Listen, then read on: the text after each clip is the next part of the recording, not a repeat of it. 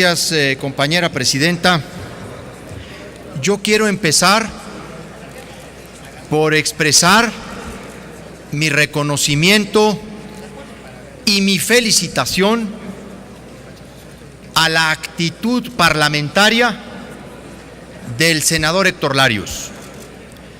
Debo decir que no siempre es fácil ir a contracorriente de la historia y no siempre es fácil expresar votos particulares que tienen en el centro una objeción de conciencia. Y es muy válido esta corriente de pensamiento que postula que a los héroes nacionales hay que desmitificarlos, porque al final de cuentas fueron personajes de carne y hueso que no se inventaron a sí mismos, sino que construyeron, ahora sí que en el campo de la batalla, sus prestigios y sus sombras. Externando de entrada este reconocimiento a Héctor, yo quiero expresar mi diferendo con la posición de Héctor Larios. Yo estoy a favor del dictamen, porque el dictamen tiene otro sentido.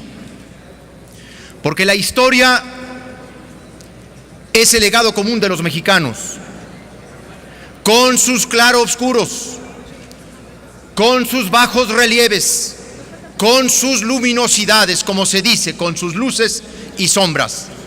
La historia es la lección permanente frente a la que todos debemos extraer la conciencia de lo que debemos hacer y de lo que debemos evitar.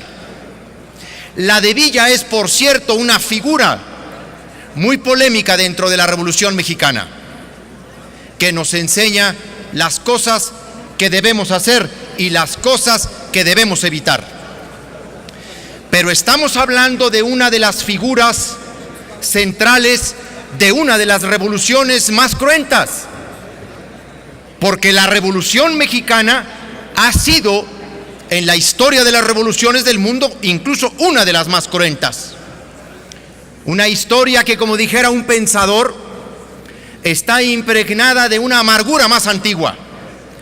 La amargura de 1 millón de hombres que sembró con su sangre los campos de México para luego ser pisoteada por un tropel de búfalos que chocaban y se entrecruzaban para llegar a la pesebrera maldita donde estaba el pasto del banquete de los despojos de un pueblo que había creído en la revolución, muchas veces traicionada. Porque el mayor homenaje a los revolucionarios tendría que ser la vigencia de los postulados de los revolucionarios. La de Villa es una participación central en la Revolución Mexicana, porque nadie puede desconocer aquí que Chihuahua fue chispa y cuna de la Revolución Mexicana. Yo sé que en Sonora, que en San Luis Potosí, que en Puebla, bueno, hasta en Yucatán se han disputado el honor de haber sido pioneros o iniciadores de la revolución. En realidad, donde el ejército revolucionario se formó fue en Chihuahua. En Chihuahua y por los hombres de Chihuahua, la revolución de 1910 fue victoriosa. Allá es donde se encendió la chispa de la revolución y allá se constituyó un ejército revolucionario. Ese ejército revolucionario tuvo como base fundamental a la división del norte. Y la división del norte ha sido una de las obras de la estrategia militar más importante de la Revolución Mexicana, cuyo cabeza estuvo Francisco Villa, que fue gobernador de Chihuahua. Por cierto, dentro de las luces de Villa, quien haya podido leer varios de los textos sobre Francisco Villa, por supuesto, uno de los mayores historiadores o de la historiografía de Francisco Villa, Frederick Katz, o Paco Ignacio Taibo II, han descubierto facetas interesantísimas de Villa. Villa era un implacable opositor al fraude electoral, con un método sui generis en materia de justicia, proponía que al que hiciera fraude electoral había que colgarlo del poste más alto. Un personaje incluso sobre el que se cree que era un hombre despiadado. Esta versión que nos ha dado Héctor pareciera por ahí conducirse. Villa tuvo también facetas interesantísimas. De hecho, Villa, un hombre muy sensible en términos de solidaridad humana. Yo defiendo la personalidad, yo defiendo el papel en la Revolución Mexicana de Francisco Villa. Revolución traicionada, por supuesto. No la personalidad polémica de Villa. Porque Villa es de Chihuahua. Doroteo Arango fue de Durango. Francisco Villa es de Chihuahua. En Durango no tuvo mucha participación, que dijéramos, en términos de insurgencia popular revolucionaria. De hecho, allá la historia que se conoce es la de bandido. En Chihuahua está la del revolucionario. Porque la historia es legado común de todos nosotros. No me podría apartar del dictamen.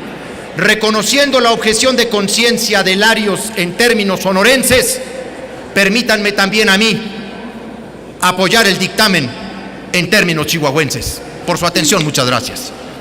Gracias, senador. Esta presidencia propone el senador de Médicis una revisión histórica del origen de la Revolución Mexicana. Y yo quisiera, con todo respeto, decir que esa revisión está más que explorada.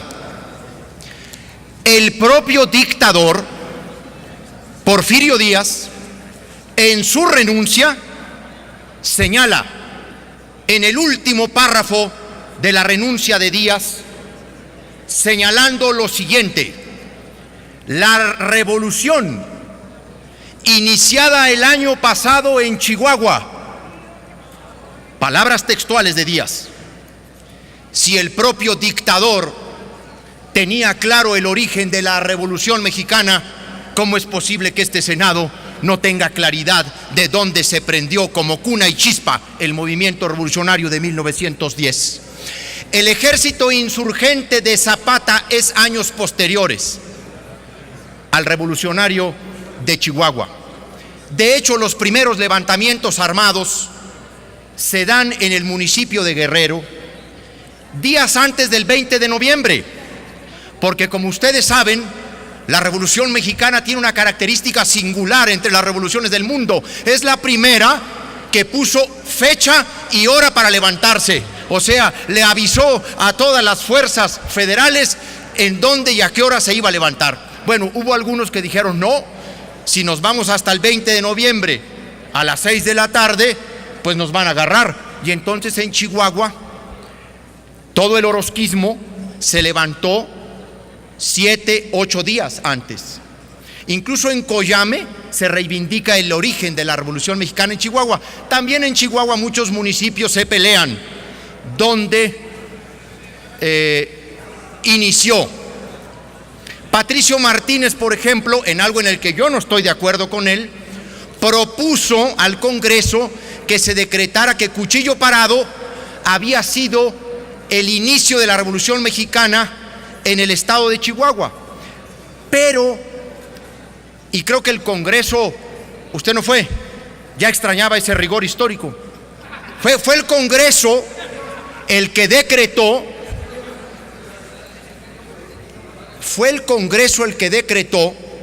que Cuchillo Parado era el inicio de la Revolución Mexicana. Por supuesto que no.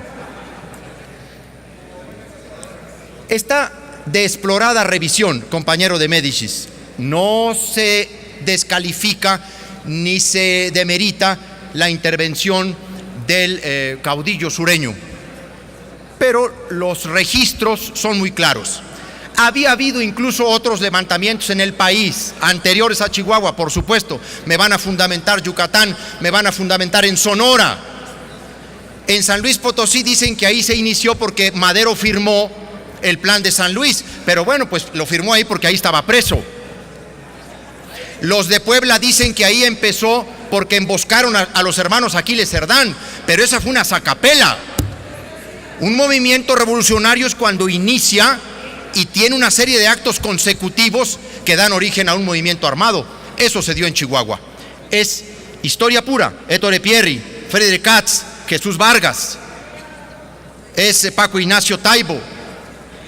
Es la historia de la Revolución Mexicana. Con todo respeto para el senador de Médicis, está acreditado. En Chihuahua es la cuna de la Revolución Mexicana.